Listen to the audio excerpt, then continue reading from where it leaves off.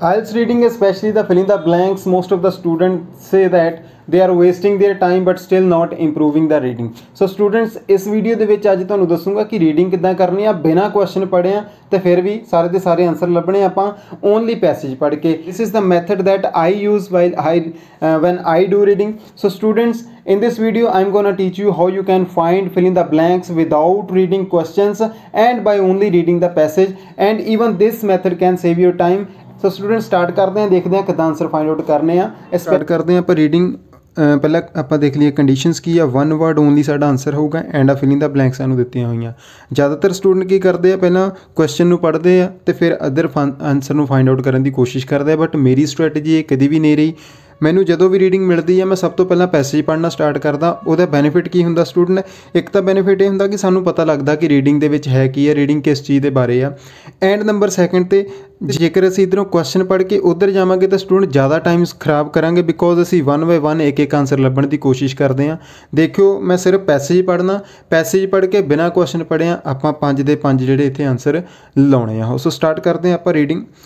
ਇਨ late 1946 ਔਰ early 1947 means ਕਿ 1946 ਦੇ ਅਖੀਰ ਦੇ ਵਿੱਚ ਜਾਂ ਫਿਰ ਕਹਿੰਦਾ 1947 ਦੀ ਸ਼ੁਰੂਆਤ ਦੇ ਵਿੱਚ 3 Bedouin teenagers were tending their goats and sheep near the ancient settlement of Qumran located on the northwest shore of the Dead Sea in what is known as the West Bank. ਇੱਥੇ ਆ ਕੇ ਮੇਰਾ sentence ਖਤਮ ਹੋਇਆ. Sentence ਸਮਝਾ ਦਵਾਂ ਤੁਹਾਨੂੰ ਕਿ 1946 ਦੇ ਅਖੀਰ ਦੇ ਵਿੱਚ ਤੇ 1947 ਦੀ ਸ਼ੁਰੂਆਤ ਦੇ ਦੌਰਾਨ 3 ਬੇਡੋਇਨ ਟੀਨੇਜਰਸ ਸੀਗੇ, ਮੀਨਸ ਕਿ 3 ਬੱਚੇ ਸੀਗੇ, 3 ਲੜਕੇ ਸੀਗੇ ਜਿਹੜੇ ਟੀਨੇਜਰ ਸੀਗੇ.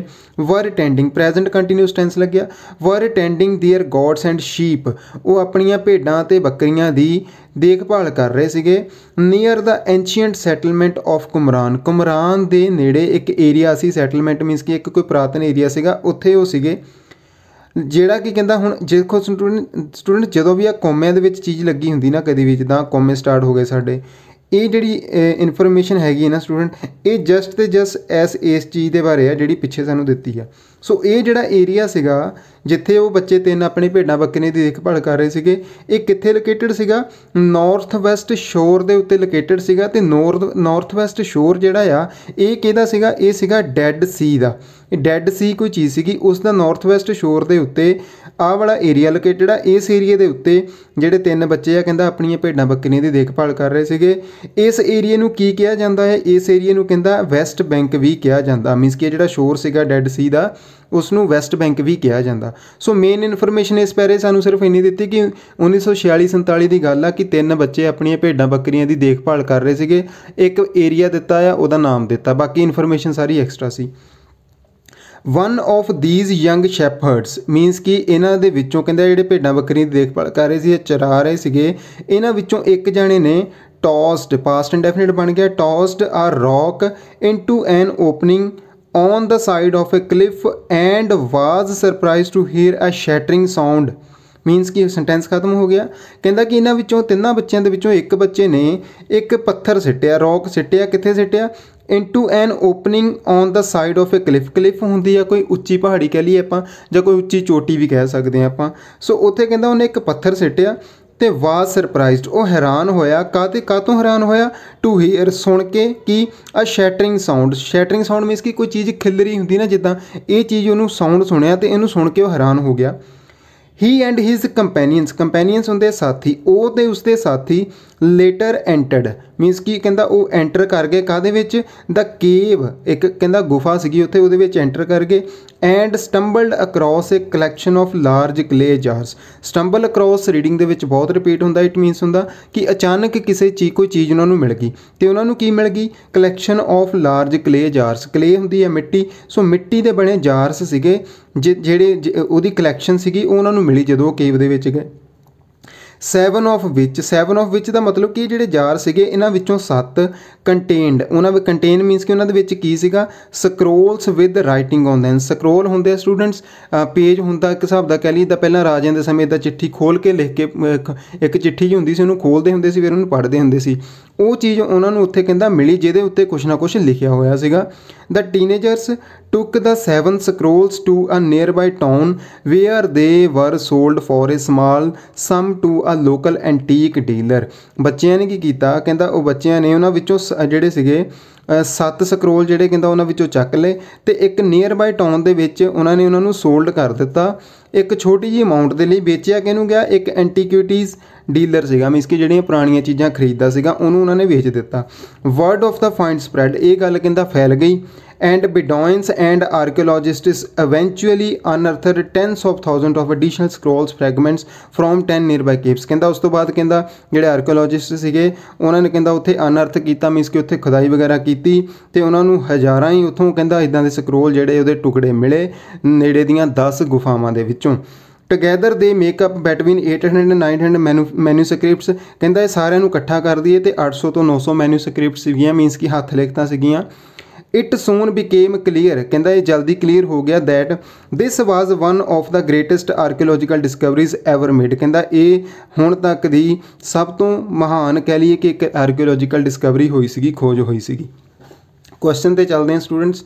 ਕੁਮਰਾਨ 1946-7 the Bedouin shepherd in their teens were near an opening on side of a cliff. ਠੀਕ ਹੈ ਜੀ।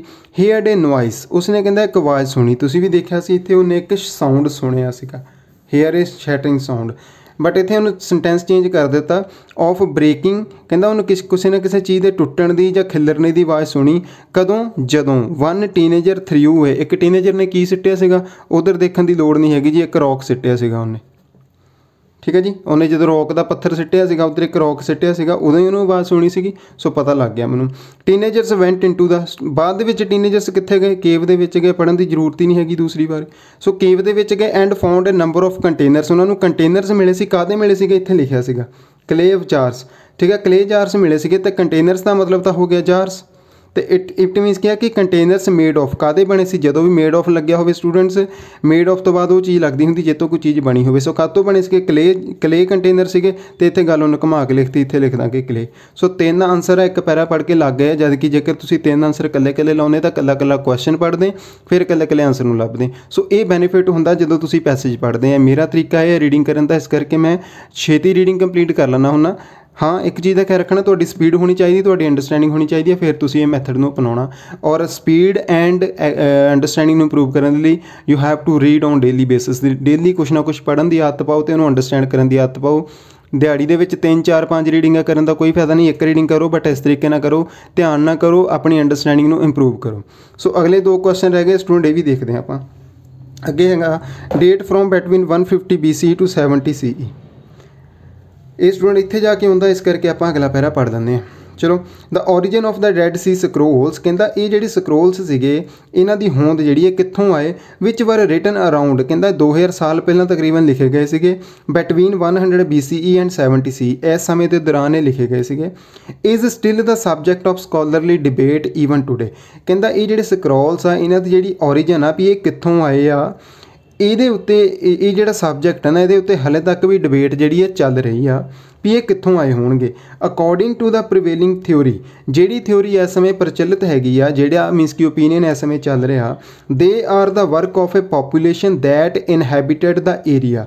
ਇਹ ਕਹਿੰਦਾ ਉਹਨਾਂ ਲੋਕਾਂ ਦਾ ਕੰਮ ਆ ਜਿਹੜੇ ਉੱਥੇ ਰਹੇ। ਇਨਹੈਬਿਟ ਕਰਨਾ ਹੁੰਦਾ ਕਿਸੇ ਜਗ੍ਹਾ 'ਚ ਰਹਿਣਾ, ਜਿਹੜੇ ਉੱਥੇ ਰਹੇ ਏਰੀਏ ਦੇ ਵਿੱਚ। ਕਦੋਂ ਤੱਕ, ਅੰਟਿਲ ਰੋਮਨ ਟਰੂਪਸ ਡਿਸਟਰੋਇਡ ਦਾ ਸੈਟਲਮੈਂਟ ਅਰਾਊਂਡ 70, ਜਦੋਂ ਤੱਕ ਕਹਿੰਦਾ ਰੋਮਨਸ ਨੇ ਉੱਥੇ ਆ ਕੇ ਇਸ ਏਰੀਏ ਨੂੰ ਤਬਾਹ ਨਹੀਂ ਕਰ ਦਿੱਤਾ 70 CE ਦੇ ਵਿੱਚ। ਸੋ ਉਦੋਂ ਤੱਕ ਲੋਕ ਉੱਥੇ ਰਹੇ। ਕਹਿੰਦਾ ਦ ਏਰੀਆ ਵਾਜ਼ ਨੋਨ ਐਜ਼, ਇਸ ਏਰੀਏ ਨੂੰ ਕੀ ਕਿਹਾ ਜਾਂਦਾ ਸੀ, ਜੂਡੀਆ ਕਿਹਾ ਜਾਂਦਾ ਸੀ ਐਟ ਦੈਟ ਟਾਈਮ, ਉਸ ਸਮੇਂ ਦੇ ਵਿੱਚ। And the people are thought to have, ਤੇ ਮੰਨਿਆ ਜਾਂਦਾ ਕਿ ਇਹ ਜਿਹੜੇ ਲੋਕ ਸੀਗੇ have belong to a group called the Essenes. ਇਹ ਜਿਹੜੇ ਲੋਕ ਆ ਕਹਿੰਦਾ ਈਸੈਂਸ ਨਾਮ ਦੇ ਗਰੁੱਪ ਨੂੰ ਬਿਲੋਂਗ ਕਰਦੇ ਸੀਗੇ, ਜਿਹੜਾ ਕਿ ਇੱਕ ਡਿਵੋਟ ਜਿਊਇਸ਼ ਸੈਕਟ ਸੀਗਾ। ਮੀਨਸ ਕਿ ਇਹ ਇੱਕ ਜਿਊਇਸ਼ ਨਾਮ ਦਾ ਗਰੁੱਪ ਸੀਗਾ ਕਹਿ ਸਕਦੇ ਹਾਂ ਆਪਾਂ। ਚਲੋ ਕੁਐਸਚਨ ਦੇਖਦੇ ਹਾਂ। Date from between 150 BCE to, ਠੀਕ ਆ ਪੜ੍ਹੇ ਆ ਆਪਾਂ ਇੱਥੇ। Thought to have been written by, ਇਹ ਮੰਨਿਆ ਗਿਆ ਵੀ ਇਹ ਕਿਹਨੇ ਲਿਖੇ ਆ, by a group of people known as. ਹੁਣੇ ਪੜ੍ਹ ਕੇ ਆਏ ਆਪਾਂ ਗਰੁੱਪ ਆਫ ਪੀਪਲ। ਸੋ ਕਿਹੜੇ ਲੋਕਾਂ ਦੇ ਦੁਆਰਾ ਕਹਿੰਦਾ ਮੰਨਿਆ ਜਾਂਦਾ ਕਿ ਲਿਖੇ ਗਏ ਸੀਗੇ। ਸੋ ਇੱਥੇ ਉਹਨੇ ਦੱਸਿਆ ਸੀਗਾ ਕਿ ਦੇ ਆਰ ਦਾ ਵਰਕ ਆਫ, ਦੇ ਆਰ ਦਾ ਮੀਨਸ ਕਿ ਇਹ ਜਿਹੜੇ ਸਕਰੋਲਸ ਆ ਇਹ ਕਿਹਦਾ ਕੰਮ ਆ, ਇਹ ਪੋਪੂਲੇਸ਼ਨ ਦਾ ਕੰਮ ਆ ਜਿਹੜੀ ਕਹਿੰਦਾ ਉੱਥੇ ਰਹੀ ਆ ਰੋਮਨ ਦੇ ਆਉਣ ਤੋਂ ਪਹਿਲਾਂ 70 CE ਤੱਕ।